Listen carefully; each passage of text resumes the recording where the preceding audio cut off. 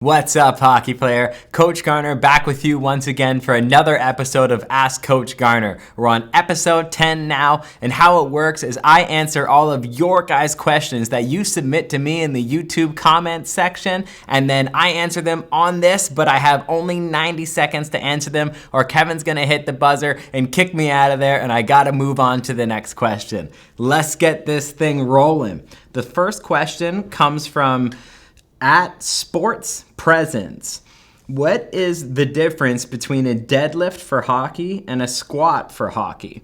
The difference is the same difference for anything. A deadlift and a squat are very different. Deadlift is primarily what's known as a hip hinging exercise, whereas a squat is primarily known as a knee bending exercise. So in the deadlift, you're going to get a lot more muscle recruitment in the postural muscles of the spine, the erectors in the spine. You're going to have greater activation of the lats, greater activation of the low back, greater activation of the hamstrings and glutes. Whereas when you focus on a squat, whether it be a front squat or a back squat, you're going to have a lot greater recruitment in the quadriceps and the glutes. They're going to get the primary stimulus in that exercise. So it is good to have both within a program because they do focus on different things. And both of those exercises are also one of the best things that you could do for core stability and core strength. I know they don't look like an ab exercise, but they don't need to be. The primary role of the core is to stabilize the pelvis and spine.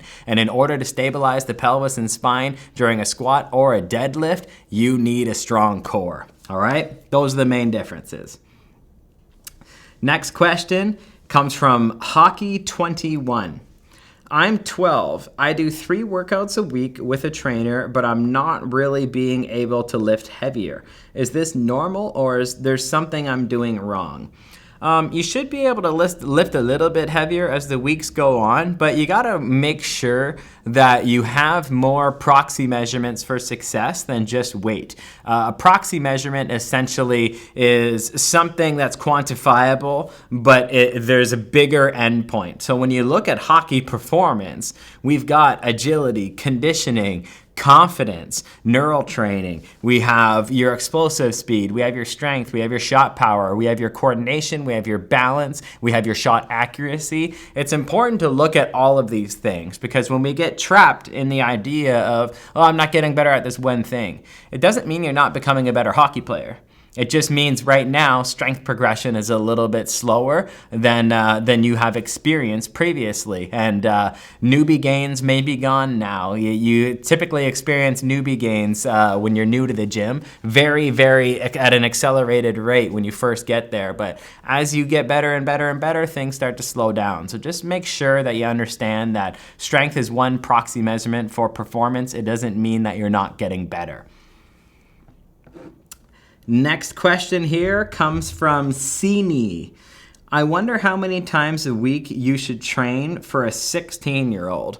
Well, a 16-year-old is a person who can perform an elite program. So depending if it's the off season or the in season, 4 to 6 times per week, every single week, you have the overall structural and hormonal capacity to be able to handle a high volume of training. So if it's a little hard to answer because off season is different than in season. If you need to build muscle strength, explosive speed, conditioning, it would vary depending on how your schedule would be set up. But ideally, you would do 3 to 5 resistance training sessions per week, and then you would sprinkle in there anywhere from 1 to 4, depending on what phase you're in, of speed and conditioning sessions as well. All right. Next question comes from Calgary Flames 13. Hey coach, as a 15-year-old, I was wondering if I should be counting carbs and protein as well as calories. I eat really clean food and I'm training 6 times a week. I just want to know if I should be worried about the amount of food I intake yet. No, you don't need to be counting yet. I really don't recommend counting until you get past 18 years old, and even really when you get into your 20s, that's when it's a lot better for you to start counting at that point. Right now, you're young, you're fired up, you're super active doing all the things that you're doing at school and also on the ice and also off the ice. Just make sure you eat enough and you're continuing to hydrate yourself throughout the day. You're choosing the right foods. That is more than enough. You don't need to count calories or count protein, carbs, fats just yet. Save that for when you're a little bit older, because honestly, you don't even need it right now. You're already doing the right things. Next question is from Dat Boy. He asks, what's a deload? A deload is a reduction in training volume from your current phase. So a lot of people will say, like, I don't need a break from the gym. I'm just going to train through it. Or I don't need a deload. It's not something that I need. Well, if you don't need a deload, then you don't train hard.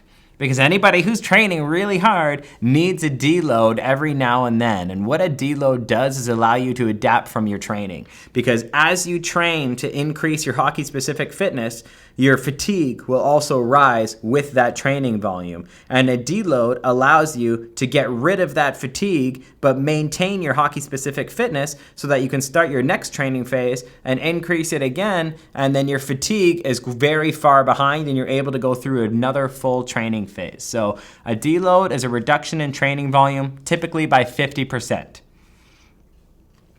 Last question of this episode comes from Elaine GM Ong. Hi, I am a 12-year-old athlete and have been asked to go try out for a Bantam team. But if I make the team, I will be playing contact hockey, and I've never played contact. I am a bit scared I would get hurt. What's your opinion on what I should do? Well, I wouldn't fear contact hockey. It's a part of the sport. And one thing, fear is a signal that we're not necessarily prepared. Because the only time we would ever be afraid of something is if we're not confident doing it. So how does somebody get confident doing something? They get as prepared as possible for what they're about to do. Because confidence is the game changer when it comes to fear. Nobody's afraid when they're confident. So what can you do to prepare for contact hockey?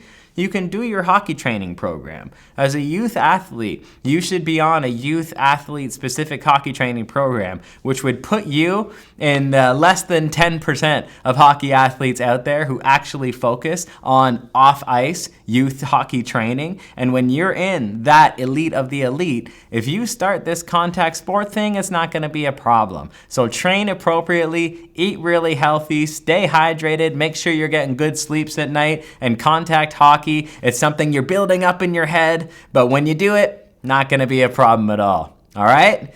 Thank you guys so much for all of your questions today. These were some awesome questions. If you liked the video, smash the thumbs up button and also subscribe to the hockeytraining.com YouTube channel as well. And I want to hear your questions. Let me know in the comment section below what you want me to answer in the next episode of Ask Coach Garner. I'll see you next time.